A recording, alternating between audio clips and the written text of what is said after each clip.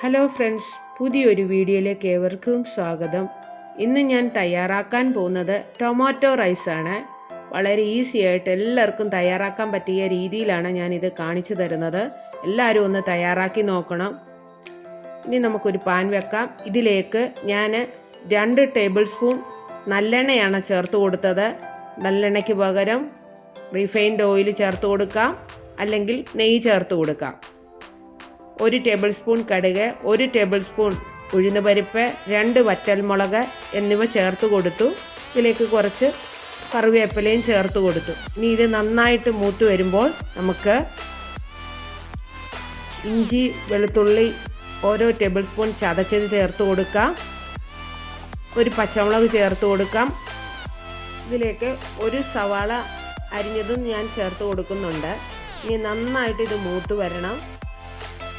അതിനുവേണ്ടി നമുക്ക് ആവശ്യത്തിന് ഉപ്പ് ചേർത്ത് കൊടുക്കാം. ഇനി നന്നായിട്ട് നമുക്കൊന്ന് മിക്സ് ചെയ്യാം.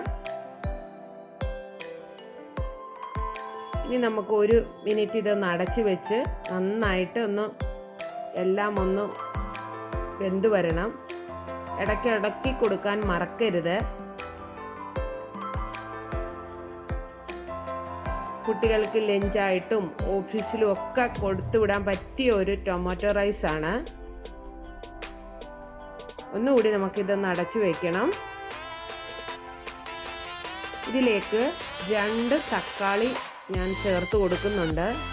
നന്നായി പഴുത്ത തക്കാളി വേണം ചേർത്ത് കൊടുക്കാൻ.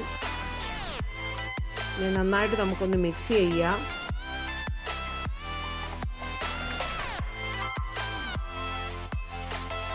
വീണ്ടും നമുക്കിതൊന്ന് അടച്ചു വയ്ക്കണം. ഇതിന് ശേഷമാണ് നമുക്ക് പൊടികൾ ചേർത്ത് കൊടുക്കണം.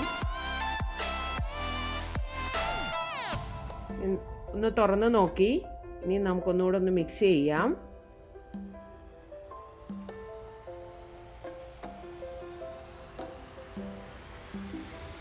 ഇതിലേക്ക് 1/4 ടീസ്പൂൺ മഞ്ഞൾപ്പൊടി, 1/2 ടീസ്പൂൺ കാശ്മീരി മുളക് പൊടിയാണ് ഞാനിവിടെ ചേർത്ത് കൊടുക്കുന്നത്. നമ്മൾ നേരത്തെ പച്ചമുളക് ചേർത്തത് കൊണ്ട് 1/2 ടീസ്പൂൺ കാശ്മീരി മുളക് പൊടി ചേർക്കുമ്പോൾ റൈസിന് നല്ല കളറും കിട്ടും, ഒത്തിരി സ്പൈസിയും ആകത്തില്ല. അപ്പോൾ നന്നായിട്ട് മിക്സ് ആക്കിയിട്ടുണ്ട്. ഒന്നുകൂടി അടച്ചു വയ്ക്കുന്നുണ്ട്. നമുക്ക് തുറന്ന് നോക്കാം. മസാലകളൊക്കെ നമ്മൾ ചേർക്കുമ്പോൾ തീ കുറച്ചിട്ടിട്ട് വേണം ചെയ്യേണ്ടത്. ഇതിലേക്ക് 1/4 കപ്പ് ചൂടുവെള്ളമാണ് ഞാൻ ചേർത്ത് കൊടുത്തത്. ഇനി നന്നായിട്ടൊന്ന് മിക്സ് ചെയ്യാം. അല്ലെങ്കിൽ നമ്മുടെ ടൊമാറ്റോ റൈസ് വളരെ ഡ്രൈ ആയിട്ടിരിക്കും. ഇനി നമുക്കിതൊന്ന് അടച്ചു വയ്ക്കണം.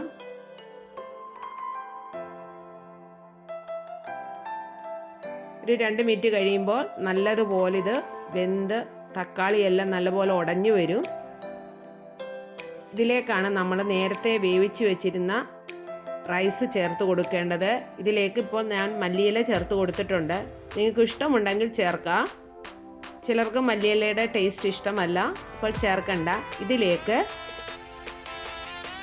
വേവിച്ച് വെച്ചിരുന്ന റൈസ് ചേർത്ത് കൊടുക്കാം. സോണ മസൂരി റൈസാണ് ഞാൻ ചേർത്ത് കൊടുത്തിരിക്കുന്നത്. ബസ്മതി റൈസോ പൊന്നിയരിയോ ഏത് വേണമെങ്കിലും ചേർത്ത് കൊടുക്കാം. ഇനി നന്നായിട്ട് നമുക്കൊന്ന് മിക്സ് ചെയ്യാം.